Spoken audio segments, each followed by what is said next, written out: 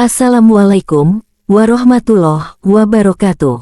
Halo semuanya. Kabar pertama, ex-gelandang Manchester United harus berurusan dengan polisi di Korea Selatan gara-gara e-skuter. Mulanya Lingard mengunggah video dirinya menaiki e-skuter di jalanan di kota Seoul. Namun video itu kemudian dihapus oleh pemain 32 tahun tersebut. Namun aksinya itu mendapat perhatian polisi. Pasalnya Lingard dianggap melanggar aturan memakai e-skuter. Di Korea Selatan, orang yang naik e-skuter tanpa surat izin mengemudi akan dikenai denda sekitar 10.000 won. Sementara yang tak memakai helm bakal didenda 20.000 won. Lingard sendiri mengendarai e-skuter itu tanpa helm. Tak diketahui juga apakah ia punya SIM untuk mengendarainya. Oleh karena itulah kepolisian setempat tengah menyelidiki kasus tersebut. Football Insider. Jesse Lingard, jelas saya mengendarai e-skuter kemarin, berkeliling selama beberapa menit dengan e-skuter itu. Saya tidak tahu aturan memakai helm atau memiliki surat izin mengemudi. Di Inggris, dan mungkin juga di Eropa, Anda dapat mengambil e-bike atau e-skuter dari jalan dan mulai mengendarainya. Bagi siapapun yang berkunjung ke Korea Selatan, tentu saja Anda harus memeriksa peraturan.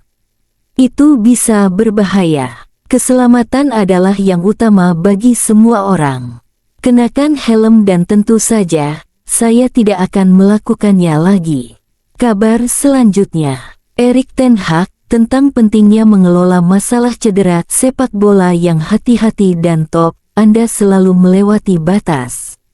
Itu tidak dapat dihindari, tetapi ketika Anda memiliki skuad yang lengkap, maka akan lebih mudah untuk mengelola beban ketika Anda berada dalam situasi seperti musim lalu dan ada kebutuhan untuk bermain. Kami harus membebani mereka. Kami berharap kami dapat mengintegrasikan mereka dengan cara yang sangat hati-hati. Kabar selanjutnya, Eriksen yang sempat hampir bergabung Anderlecht. Jesper Fredbeck, kepala eksekutif Anderlecht, kami mendatangkan Leander Den Donker di posisi di mana persaingan yang sesungguhnya dibutuhkan. Itulah mengapa kami tidak membutuhkan pemain berpengalaman lainnya di lini tengah. Meskipun Eriksen adalah sebuah peluang bagus, yang ternyata tidak memungkinkan. Jika mereka mengatakan kepada saya untuk pergi, saya akan pergi, tetapi saya tidak mendengarnya. Masih ada 1 tahun tersisa, jadi fokus saya adalah pada tahun ini, tampil maksimal dan melihat apa yang akan terjadi setelahnya. Kabar selanjutnya, Manchester United akan menyesal lepas Sancho. David James, saya rasa perekrutan terbaik di musim panas ini adalah keberhasilan Chelsea mendatangkan Jadon Sancho. Jadon menjalani debut yang bagus ketika menghadapi Bournemouth. Ia terlihat sangat hidup dan tidak diragukan lagi ia cocok bermain di tim ini. Ia akan mendapatkan banyak kesempatan untuk menunjukkan kemampuannya di Chelsea pada musim ini. Dia kini berada di lingkungan yang tepat dan ini bisa jadi awal dari ia menunjukkan bahwa ia adalah salah satu penyerang terbaik di Premier League. Kita tahu bahwa dia pemain yang bagus, namun entah kenapa ia tidak bisa bersinar di United. Memang hal-hal seperti ini sering terjadi, terutama kepada para pemain muda. Chelsea saat ini memberikannya ruang untuk mengekspresikan dirinya, sama seperti apa yang dialami Cole Palmer. Jika ia bisa mengikuti jejak Palmer, maka United akan terlihat bodoh melepaskannya apalagi kalau mereka juga performanya tidak kunjung membaik. Kabar selanjutnya, Manchester United yang belum membuka pembicaraan dengan Amad Diallo perihal kontrak baru. Sejauh ini Manchester United memang punya rencana untuk memperpanjang kontrak Diallo. Namun rencana itu belum dieksekusi. Belum ada pembicaraan apapun antara United dan Amad Diallo. Pasalnya United menilai saat ini belum waktunya untuk berbicara dengan sang winger. Mereka dikabarkan menunggu momen yang tepat untuk bicara dengan sang pemain terkait kontrak baru tersebut. Fabrizio Romano. Kabar selanjutnya, Mikhail Faye yang menolak tawaran Manchester United. Andi Bara, Manchester United memang berminat pada Faye, namun dia tidak tertarik pindah ke sana. Dia tidak bermain dengan reguler di Barcelona. Di Manchester United kondisinya bakal kurang lebih sama, dan itu akan membuat ia tidak berkembang. Kabar selanjutnya, tidak mungkin transfer Anthony ke Newcastle realisasi. Paul Robinson, saya rasa tidak ada satupun orang di Newcastle yang berminat pada Anthony. Dengar, dia adalah pemain yang bagus, namun dia tidak cocok bermain di Premier League. Ia terlalu lama membawa bola dan ia kesulitan beradaptasi dengan kecepatan liga ini. Anda bisa lihat bahwa ia sejauh ini kesulitan untuk bermain dengan bagus di Manchester United. Newcastle tentu akan melihat hal itu. Newcastle saat ini melihat diri mereka setara dengan Manchester United. Mereka bersaing untuk kompetisi Eropa dan kedua tim ingin finish di 4 besar. Saya yakin baik fans Newcastle maupun direksi mereka tidak melihat Anthony sebagai pemain yang bisa menaikkan kualitas mereka.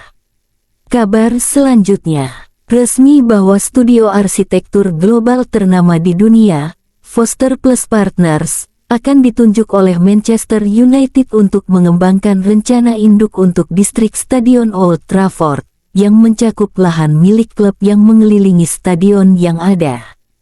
Fokusnya adalah merancang destinasi sepak bola kelas dunia dan rumah bagi para penggemar Manchester United, ditambah dengan rencana induk yang lebih luas yang mencakup berbagai pengembangan penggunaan yang akan menguntungkan komunitas lokal, menarik penduduk baru, meningkatkan penyediaan lapangan kerja, dan menjadikannya destinasi yang semarak bagi pengunjung dari Manchester, Inggris, dan seluruh dunia.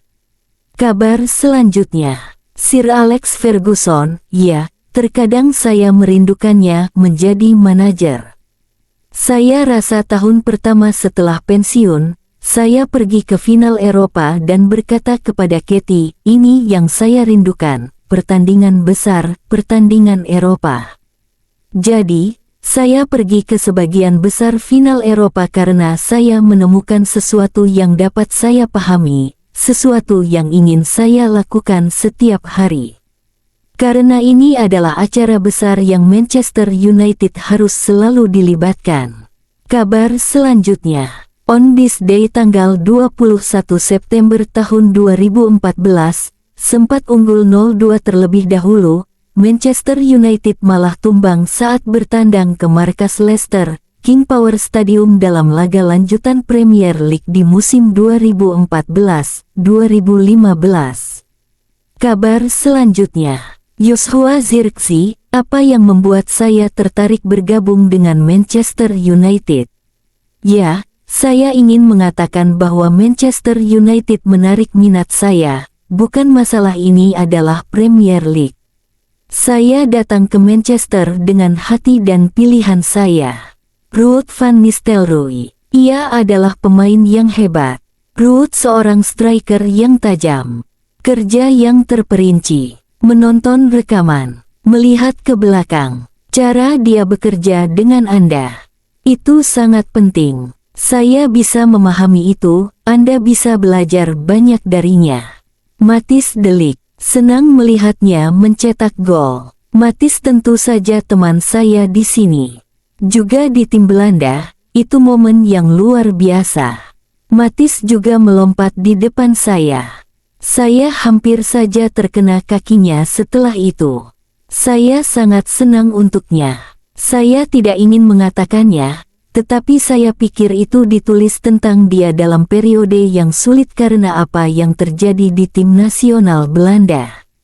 Gol de Ligt, saya tidak berpikir itu memengaruhinya. Tetapi saya sangat senang untuknya. Dia juga bermain dengan baik.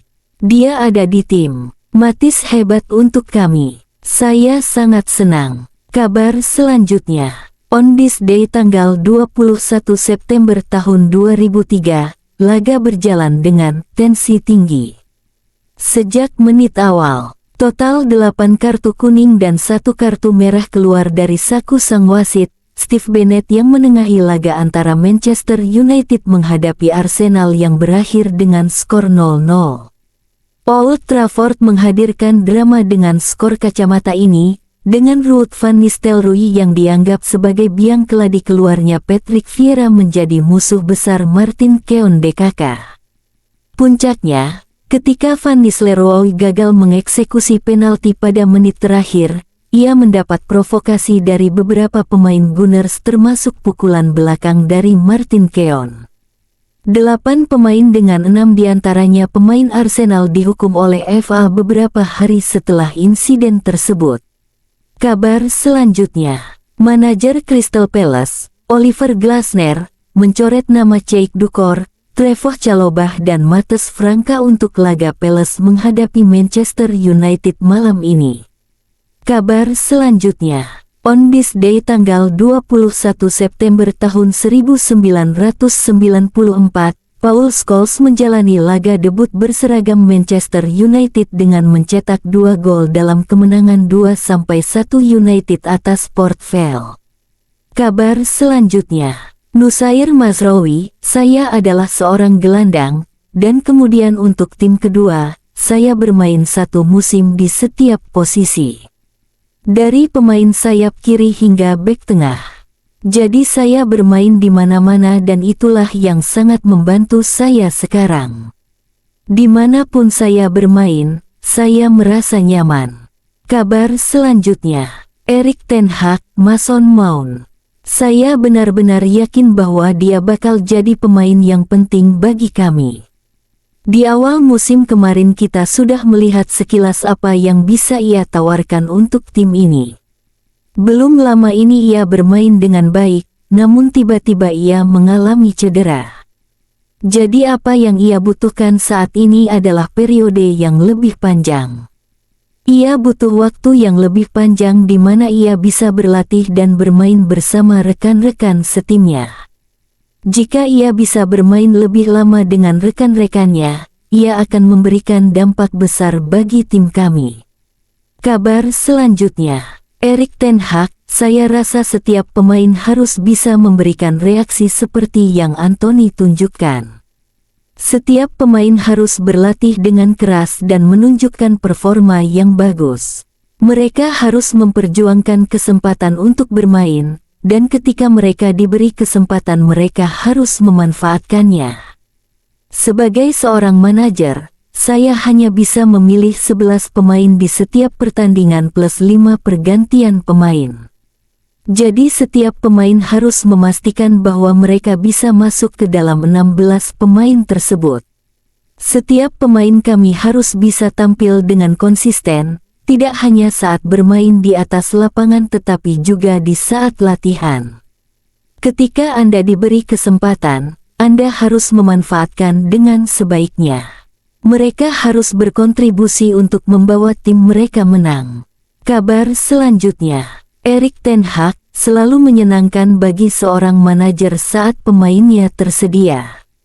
Rasmus Højlund, seperti yang kita semua tahu, pramusim adalah bencana baginya. Ia telah bekerja keras dan dia akan segera kembali. Persaingan internal itu bagus. Namun, kami juga memiliki skuad dengan lebih dari 11 pemain. Kami harus memilih tim dari satu pertandingan ke pertandingan lainnya, terkadang dari pendekatan taktis tetapi juga manajemen beban karena kami harus meliput banyak pertandingan. Toby Collier. Ini adalah kali pertama dia bermain sebagai bek kiri, terkadang saat latihan, tetapi ini adalah kali pertama dalam pertandingan. Awalnya sulit baginya, tetapi kemudian setelah beberapa saat dia menemukan posisinya dan sebagai sebuah tim, kami menemukan bentuk permainan kami. Mereka selalu ingin Manchester United gagal. Satu-satunya cara untuk mengubah ini adalah diri kita sendiri. Kami tahu kami harus menang dan ketika kami tidak menang, akan selalu ada kritik dan kami harus menghadapinya.